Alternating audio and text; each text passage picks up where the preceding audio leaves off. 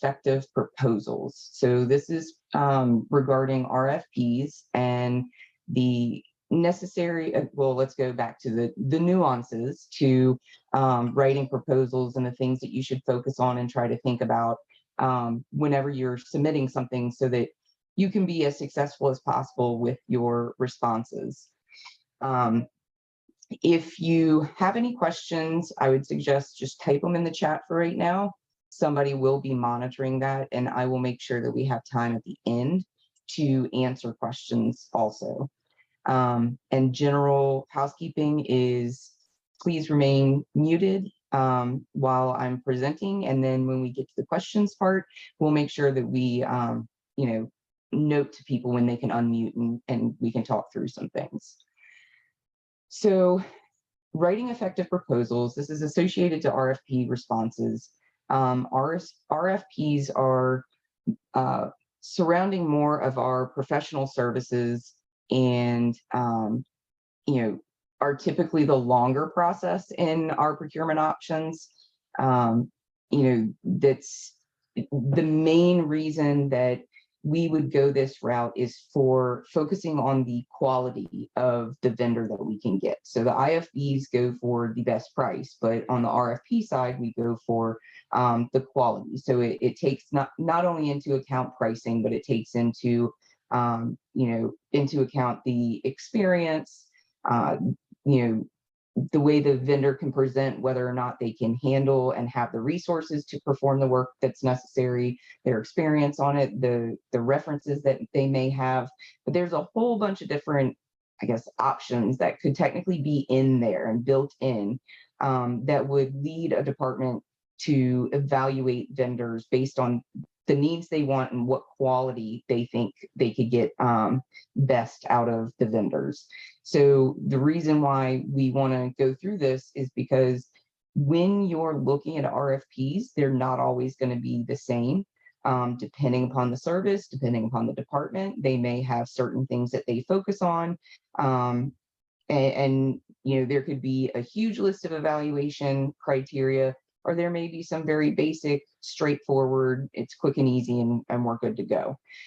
So the key thing you will see throughout this, and I have other slides that will blow this up, so I don't necessarily expect you to have like perfect sight, so we'll get to that. But the key thing you'll hear me say throughout this entire thing is, please make sure you read the RFP thoroughly, in detail, because that is going to be the main factor of what helps you be successful in your response. So the first thing when you're responding is making sure that the appearance of your package is tight and cleaned up and very straightforward and easy to read. It should be clearly labeled with the solicitation number. So that solicitation number is what you get off of BidNet when you download the package. It's there. There is also another location that you can find that information, which I'll show you just so you understand. There's a place on our website that you can find that. But then also when you go to BidNet and download it, it'll obviously be on the posting that we have. But make sure that it's clearly labeled and addresses that solicitation number.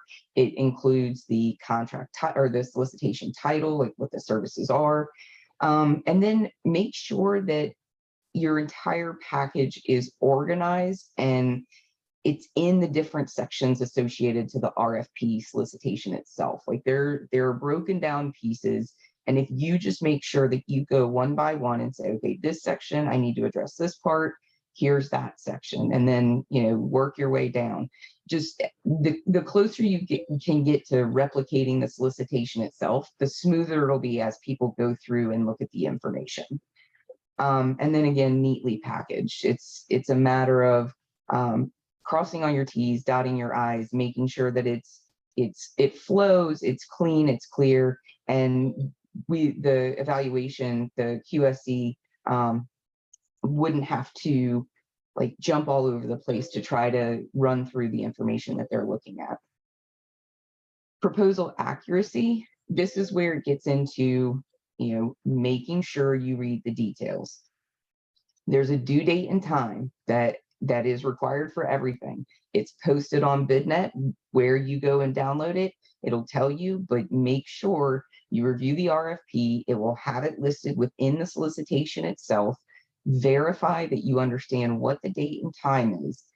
I will say everybody's human, so there may be something that is contradictory and maybe somebody made a mistake. So again, another reason just to verify the date and time, that you understand it, that, you know, if it says Tuesday, February 13th, but we know that the 14th was technically Tuesday, you know, those are the types of things that y'all can come to us and ask us to clarify, because people make errors. We try to make sure we catch it before it goes out, but for the sake of making sure you're on top of it and you know exactly when you need to submit it by, just get that verification and look in the solicitation itself and what's posted on the website. The submission location and directions are verified. So ultimately, the submission location is BidNet now. We went to 100% e-bidding solution. So when you go there, that's where you are able to download the solicitation, and then that's also where you will be going back to submit your proposals.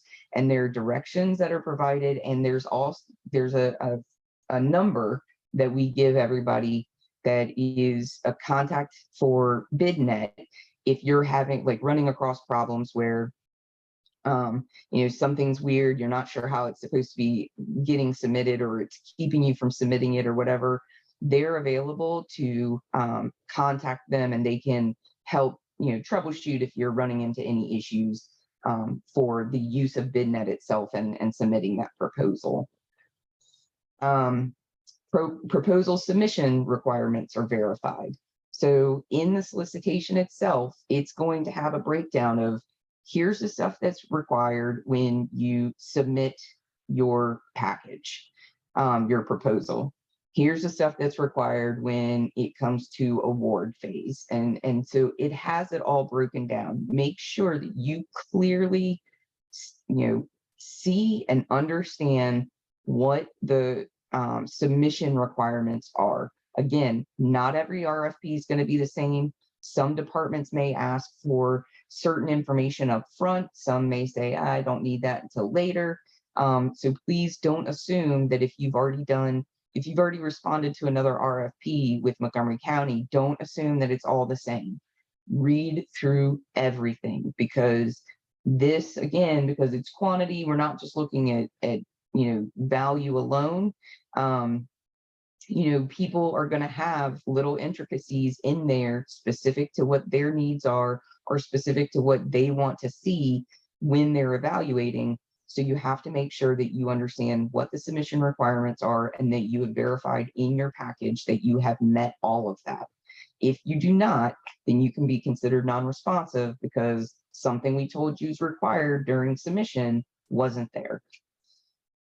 Solicitation amendments verified, if any, for material and non-material updates. The solicitation amendments are changes that may be made from the time that the solicitation was originally posted to the time that it closes. And usually what happens for solicitation amendments, the way that they come about, are typical reasons are, we had a pre-submission conference and there were a handful of questions that came up.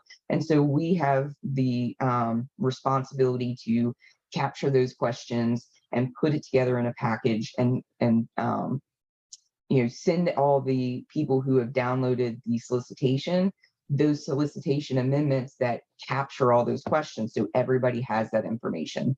Other things that may happen is maybe the department realized that they missed something, or they made a mistake. So they have every right to go back and say, hey, I need this clarification. So we would do that via solicitation amendment. Again, as long as you've downloaded the information off of BidNet, then you will be notified when a solicitation amendment has been posted. It's your responsibility to make sure you check that you have addressed all solicitation amendments and noted that you received it, everything. There are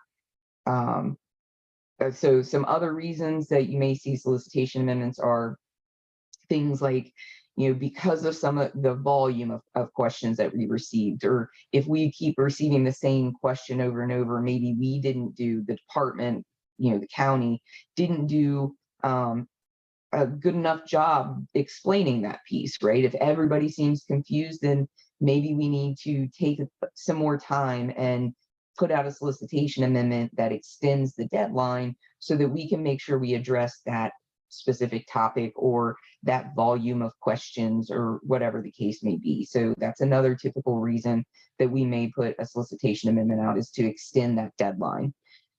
So again, it is the vendor's responsibility to ensure that you have checked everywhere that a solicitation amendment has or has not come out.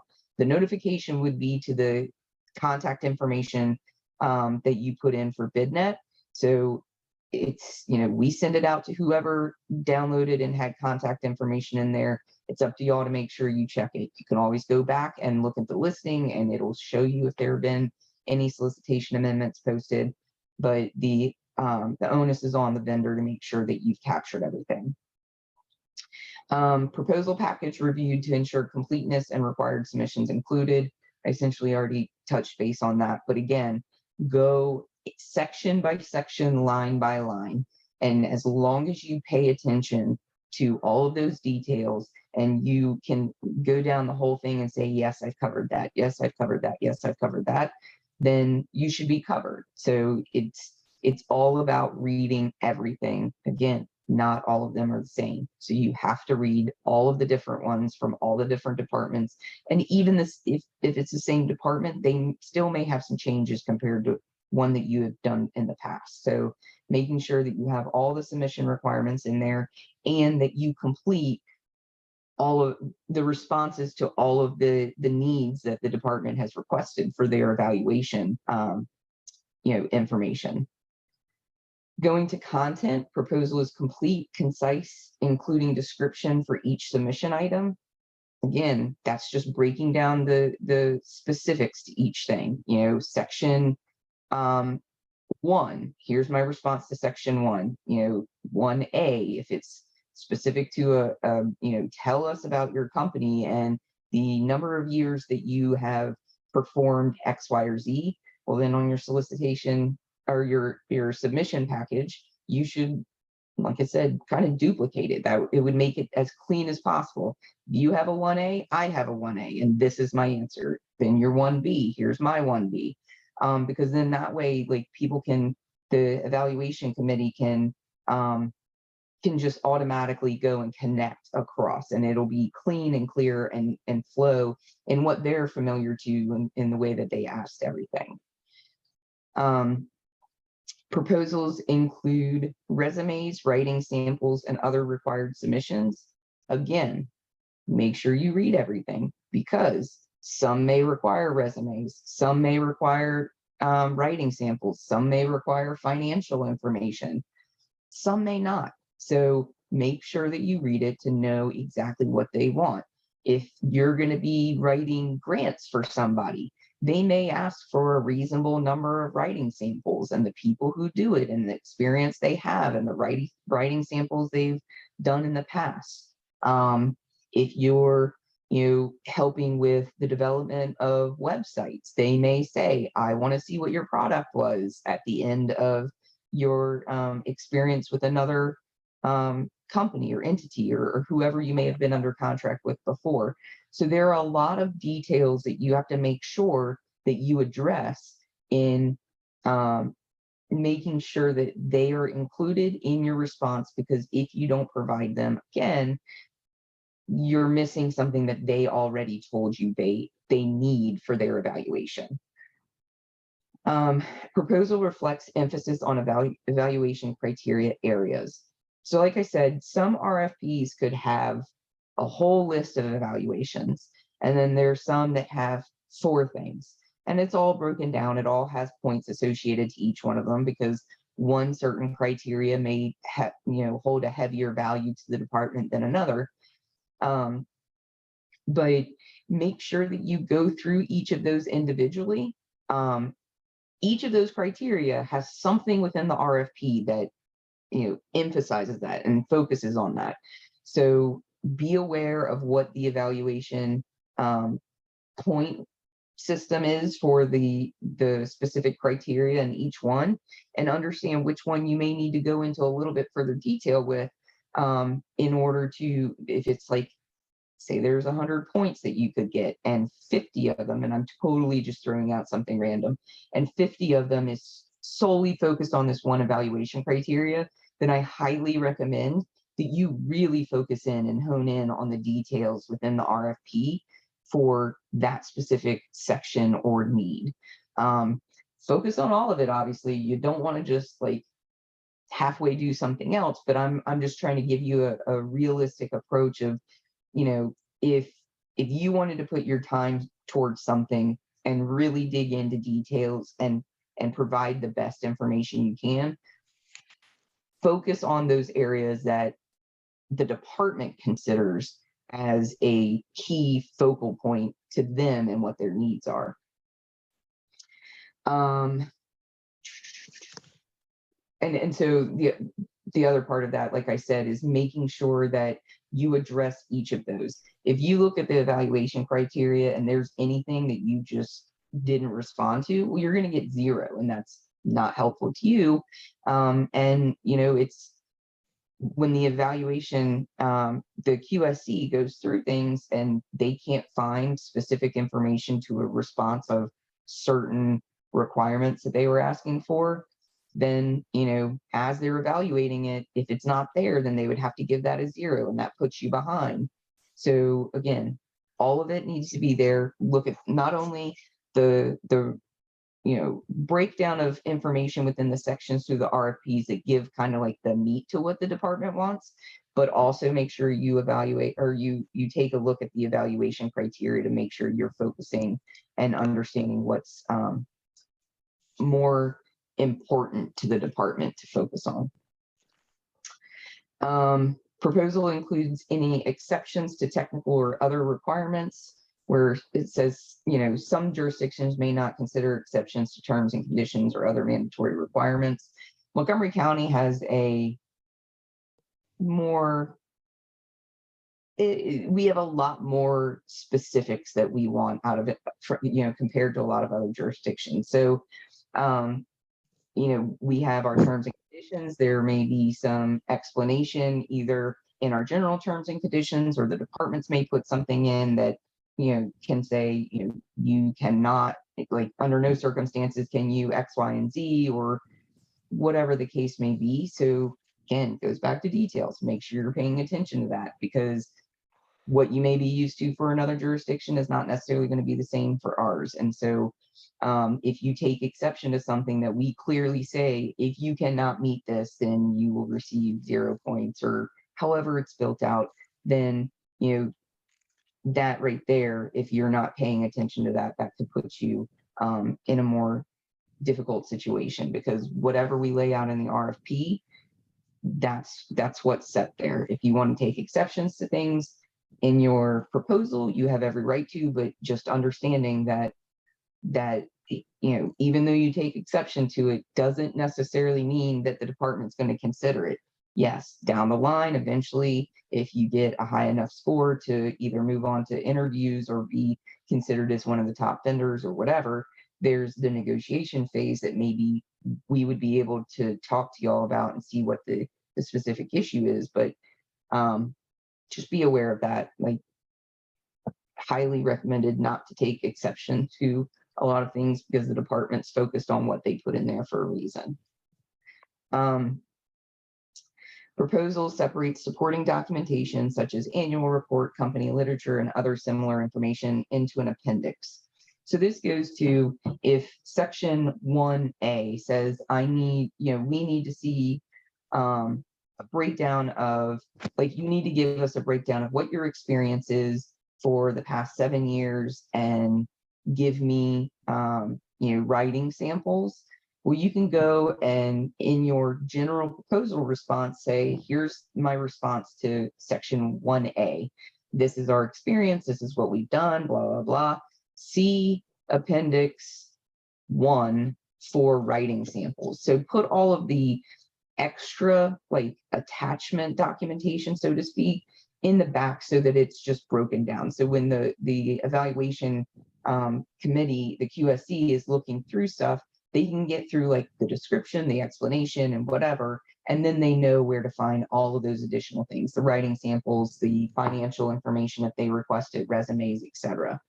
That way it's broken down into kind of the meat of your response and then the supporting documentation of your response.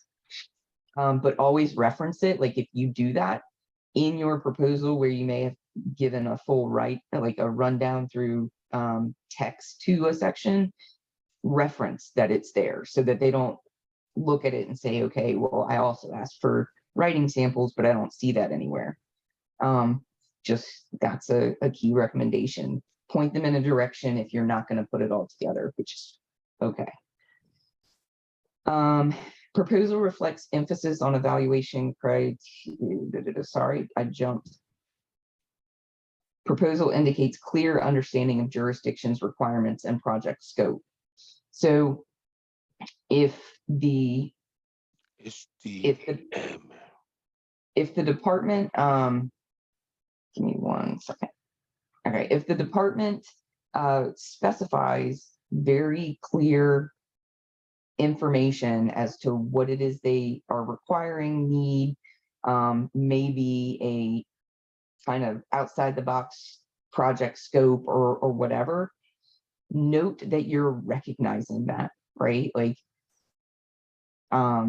if they're asking for you to develop a website that can, websites are not my thing, so I don't even know how to use an example, but you're developing a website and they want this special piece, then address that.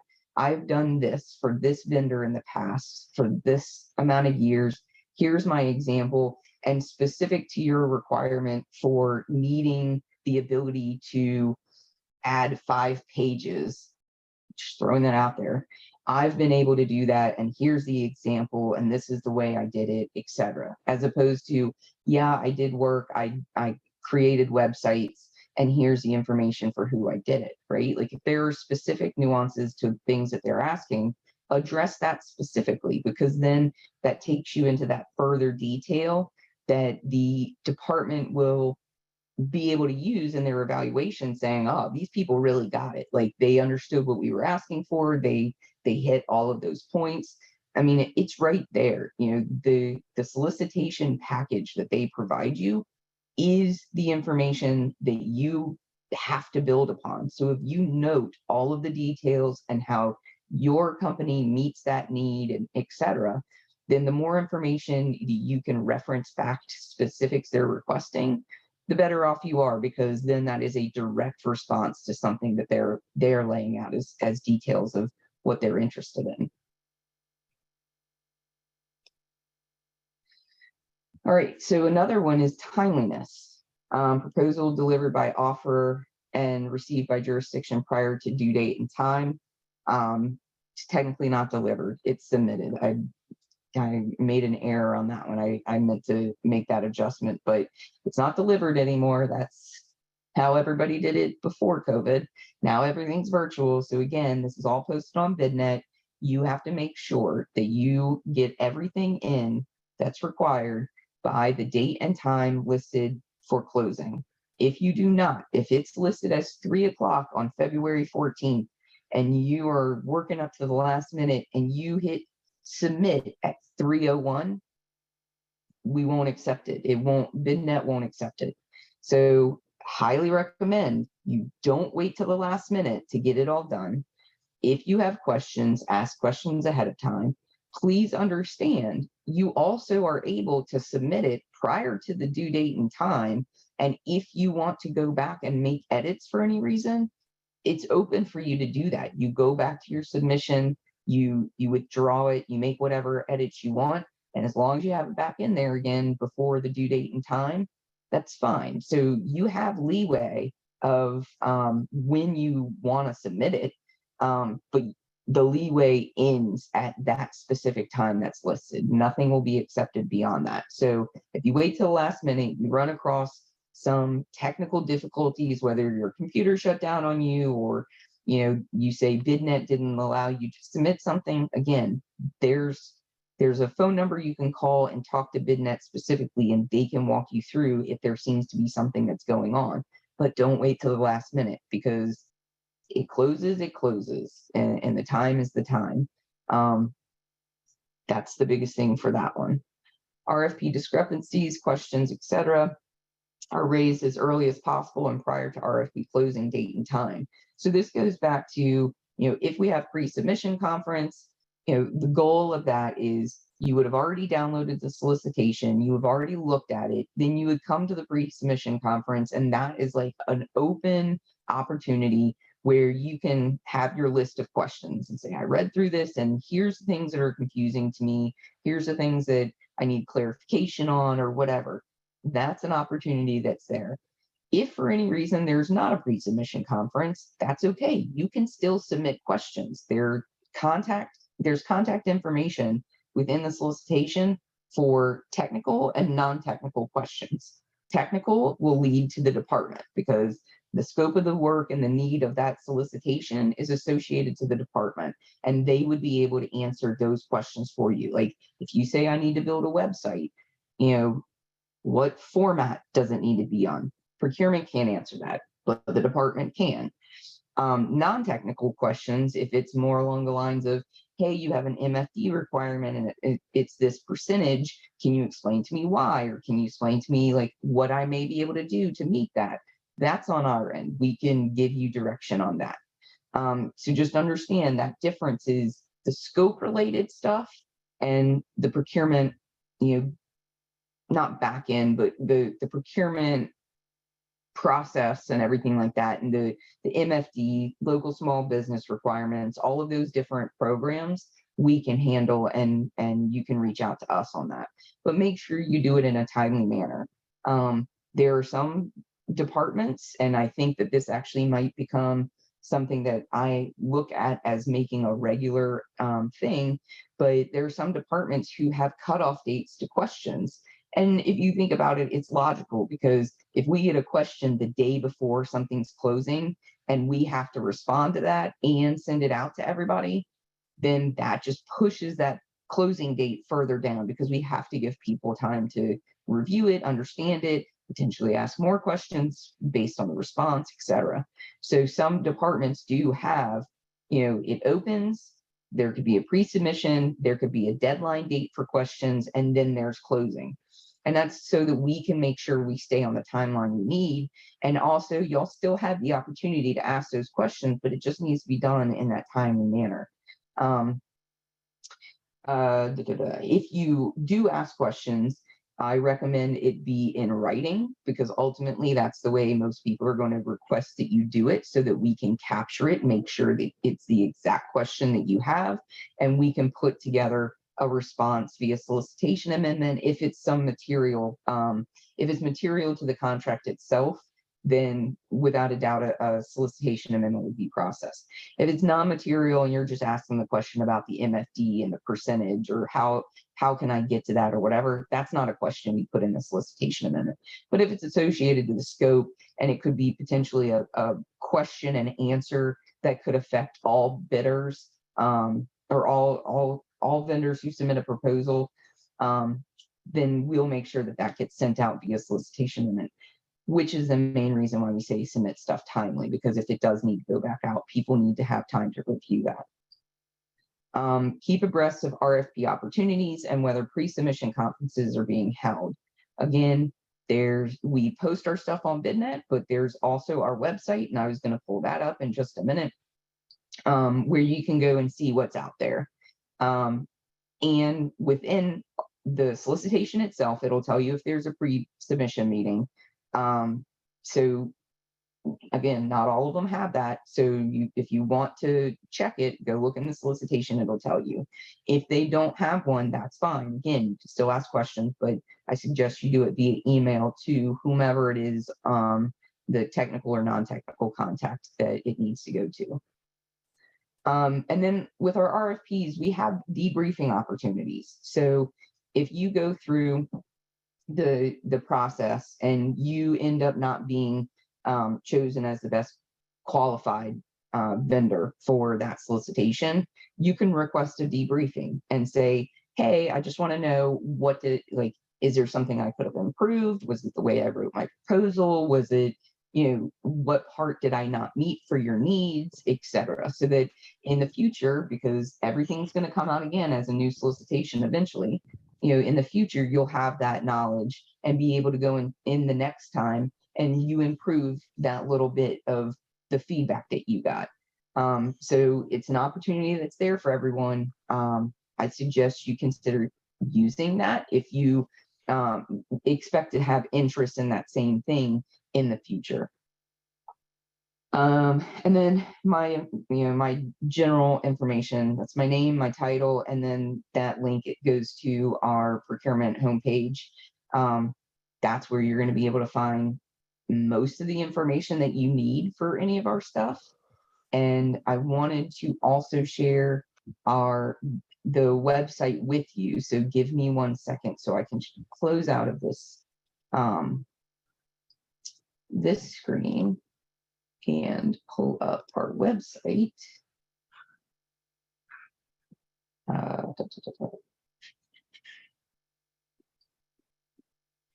Go. All right. I'm hoping.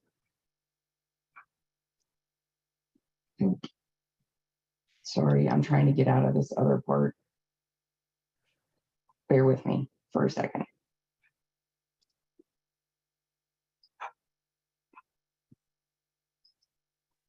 Oh my gosh, I've used this before. Why is this getting inflation?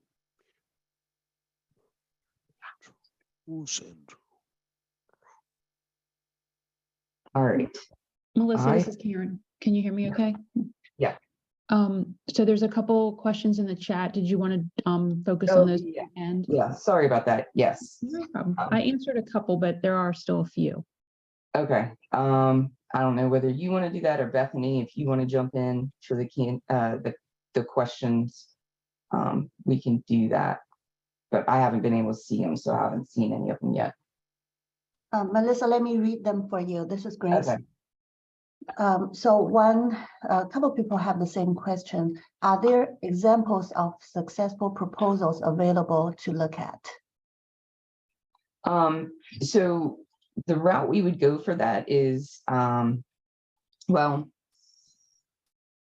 one of the problems, if you look into getting information from proposals, is a lot of times the way you would go about doing that is an MPIA request. That's the method that our office uses for when people request that type of information.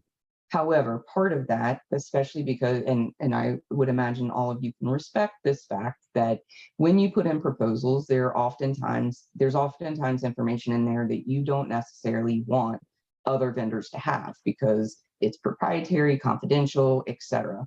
So if you put in that request, we can look through stuff, but we also have to give the vendor themselves the opportunity to say yes or no to certain things. Like sometimes when people submit proposals, they'll clearly note it on each page or at the top or something saying this is confidential.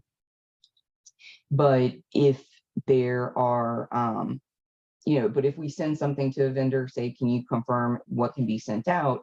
And there's some of it that's, still available for you to look at, then we would be able to provide that to you. But like I said, especially with RFPs, when there's a lot more detailed information about the business, especially if like financial information is requested, depends on that type of detail too. So I can say yes, but there may be some stuff redacted that could potentially kind of leave out certain parts. You'd be able to see like the majority of it probably, but there would likely be some stuff redacted from it. Thank you. Next question.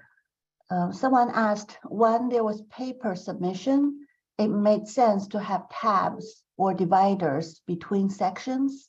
Mm-hmm. Now you're using BidNet. does it still make sense to have dividers in between sections?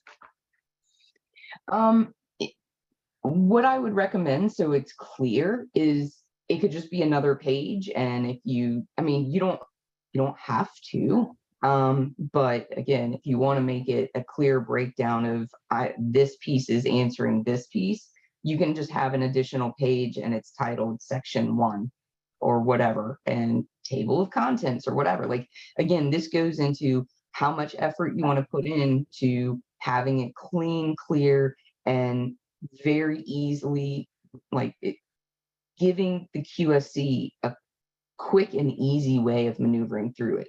If you just jumble it all together and they have to try to determine where it links up to what their requirements are, that could just make it a little bit more difficult for them, and it could take longer or confuse them or whatever. So tabs themselves, like physical tabs as what you would have done in the past, no. But if like I said, if you just put that additional sheet in between the different stuff that labels it all out, that could be really helpful. Thank you. Next question. Robin said, folks at procurement are very responsive for questions and concerns. Thank you. But if the vendor has a question to the using department, technical questions, will a request about procurement to a department answer help or hinder a proposal? Hold on. I want to try to And find that how answer. should a potential respondent assure that they receive answers to their questions? Melissa, you want me to take this one? Yeah, I was going to say you could CC procurement, but go ahead. Yeah, that's what we always recommend, especially when we're in pre-submission conferences, because we both work together to get that question answered, and then eventually it will come to us anyways, so we can issue the solicitation amendment. So anytime you have a question regarding either a bid or an RFP, just copy or send it to procurement and the department person, and we will make sure it gets addressed. That way we know it came in. Thank you. Thanks, Karen. Tony Parchman asked, is there a site where we can find old solicitations and contracts so we can figure out when contracts will expire?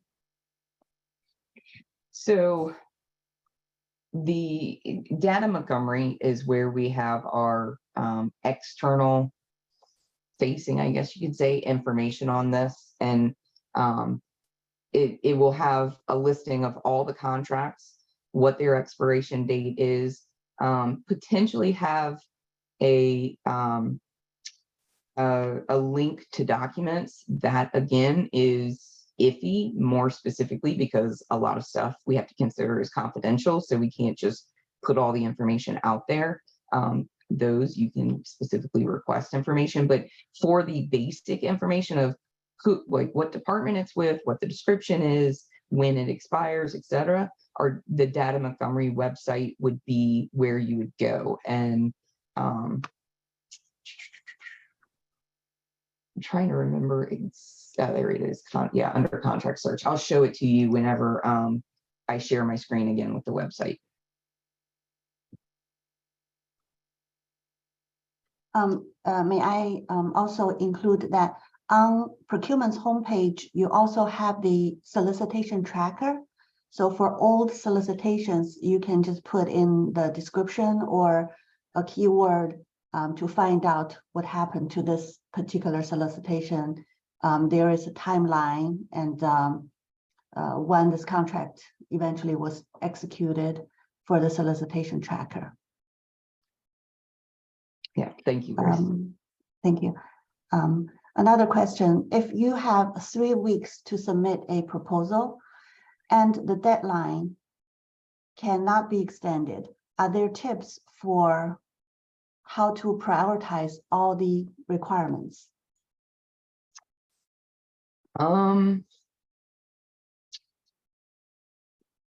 Karen or any of the buyers, do y'all have any tips for that? Because ultimately, I mean, my response may be very vague in the sense of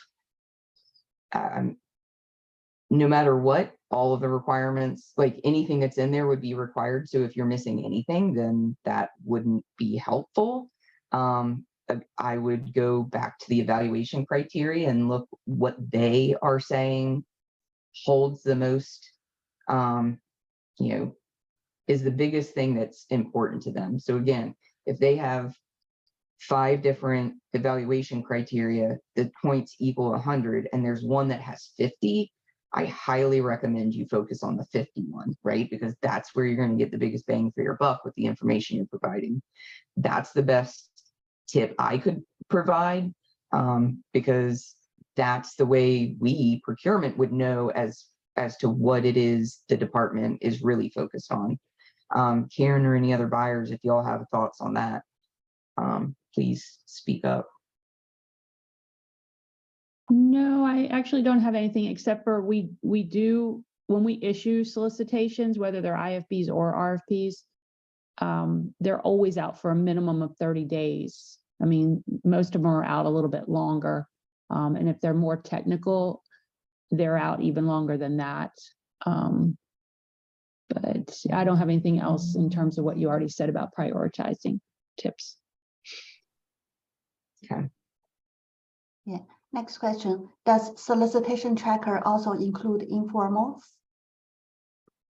Yeah, I'm looking at the site. Right now, we only include formal solicitations. I believe next phase we may be extended to informals, but currently it only includes formal solicitations.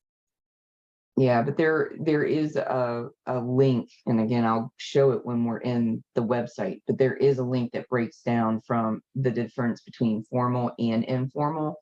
So there's still a place you could go and see that list of informals. There's a question about how often is data Montgomery updated? Is it quarterly, manually, or annually, or directly after a bid is won? That one, Sharonda, I don't know if Sharonda's on here or not. I do not know the specific answer to that one. So it may be something you have to toss to Sharonda and we'll get back to you. Yeah, we will ask the IT about this and hopefully get the answer back to you. That's all of the questions in the chat for now. Sending that note to Sharonda now. Question. It does say update daily. If you go to that data Montgomery site, it says this list is updated daily.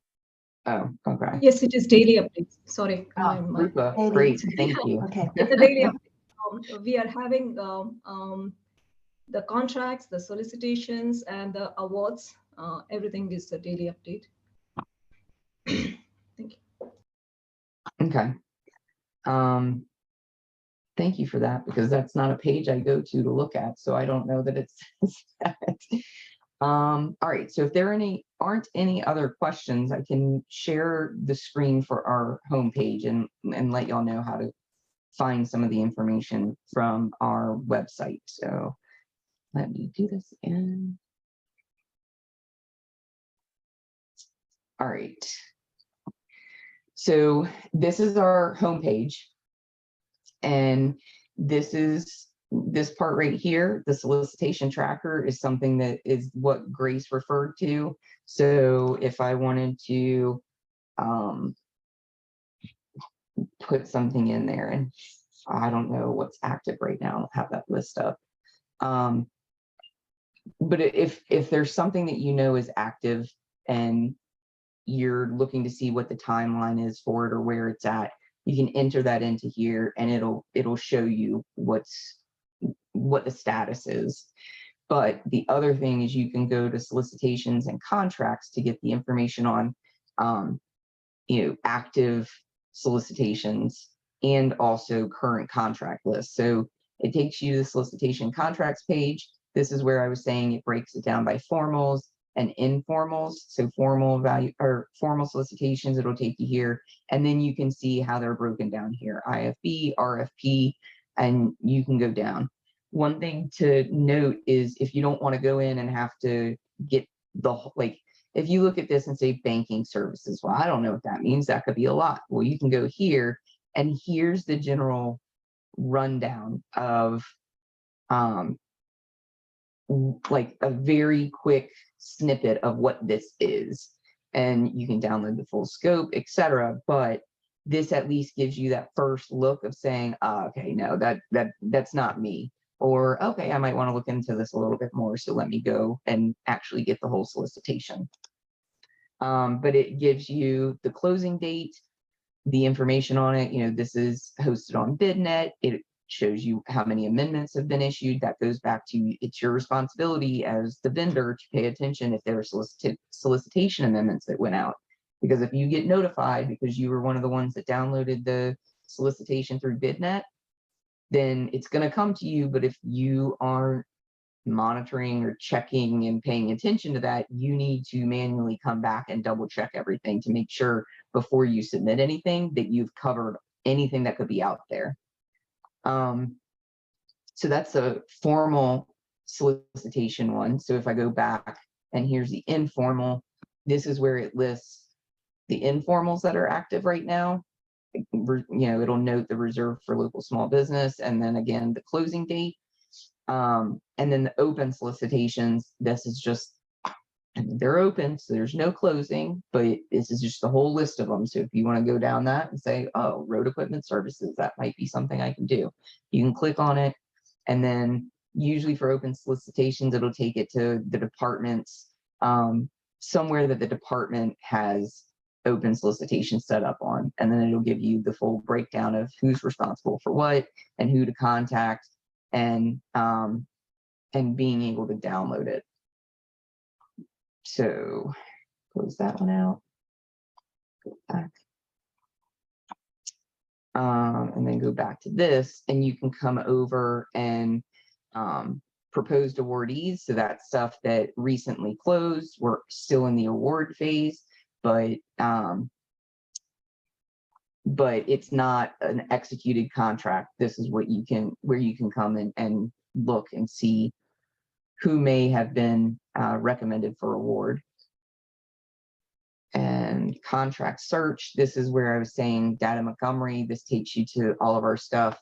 It gives you like the whole rundown of everything. Contract number, again, there may be some that documents are not there, but there are some that do have the documents. The solicitation number that the contract was established off of, because some solicitations may have multiple contracts, so therefore the numbers aren't always going to be the same. The buyer from our office that's responsible for that one, phone, contact, etc. And then you scroll over and you see the contract type, description, current vendor, vendor contact information. All this is still vendor information. This is the department that it's under, the specific division. This is the list of the contract administrators. So this would be your technical contact person. So even if it's an executed contract and you want to ask information about it to better understand it or whatever on the scope and the needs, this is where you would come for the contact information. And then you can see here are all the dates. So the dates it was executed, the dates that it currently expires, the dates that it could be extended to based on renewal options, and then the details on whether or not it's applicable to prevailing wage or living wage. And then you have all sorts of things that you can search for up here. So like if I said something with pools, so pool, and I can go over and it pulls up anything that's got a description associated to pools. So if you do something with pools and that's what you want to focus on to see what the needs are or anything, it's quick searches like that. Throw out the key words or whatever, and you can filter, do all the special technology stuff to get it to the exact information you're looking for. But so that's the gist of how you maneuver to solicitation and contract information on our page. but like we have a lot of information on here, events that are going on, announcements, you know, a lot more information on our socioeconomic programs, vendor resources. This is a huge one, and we talked about this on one of our other open houses. While it looks simple, these links take you to a lot of information. If you're bored one day and you want to go look at it, I suggest just sit down and go through each of them, because there's likely something in there that, because you don't use it often enough or haven't had to deal with it yet, at least if you go look at it and know what it is, what the expectations are, what's there, what are the requirements, you'll have a general knowledge for it anyhow. Give me 1 second.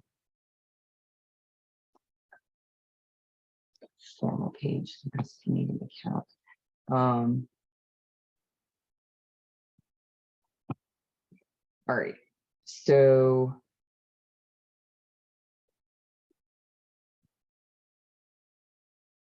right here. So solicitations hosted on BidNet. If you go there, you need an account. Sorry, I'm going based off of something that was asked, but I don't see the question, so I'm winging this one here. But you do need an account, but please be aware, there is no cost to this. For you to gain access to our solicitation postings, you should under no circumstances be required to pay anything.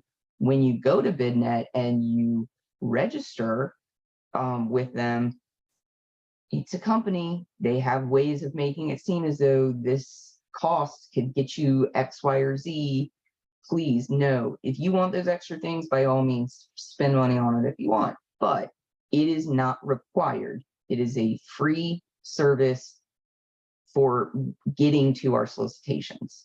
I want to make that clear, because I think there's been some confusion in the past because of the way BidNet may have their registration page. This is free. Getting access to our stuff is free. So this is where you would go register to bid. But again, this is where we have the active solicitations and solicitations that have closed, dates of them and everything, so that you know what's still active or not. Melissa, can you go back to our page real quick? And right where you click to go in, there is a PDF link that on our website. There's a PDF link to register. See right above, yeah, right there.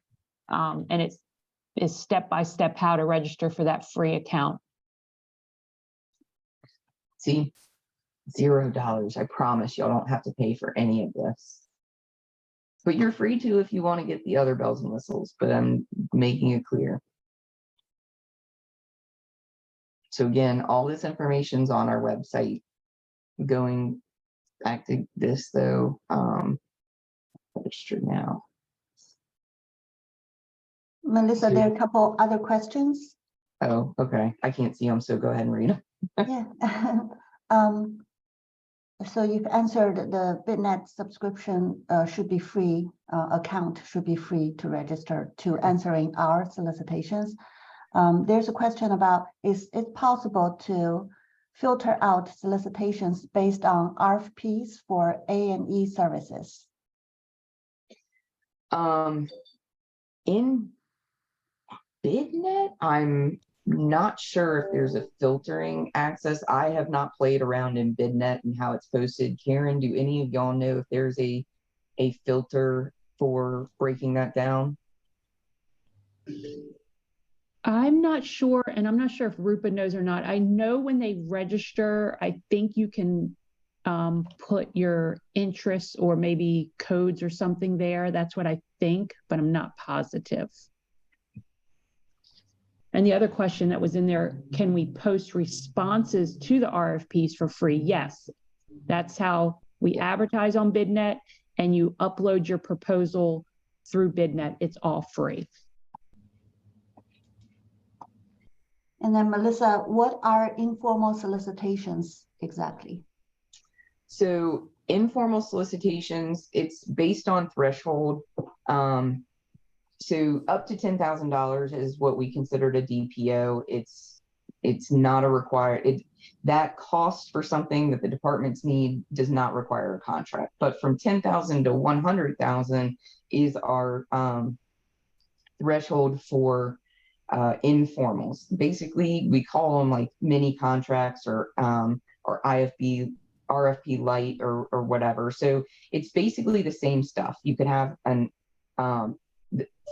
if you go the IFB route with an informal, it's based on price. If you go a mini contract RFP route, informal, it's based on quality.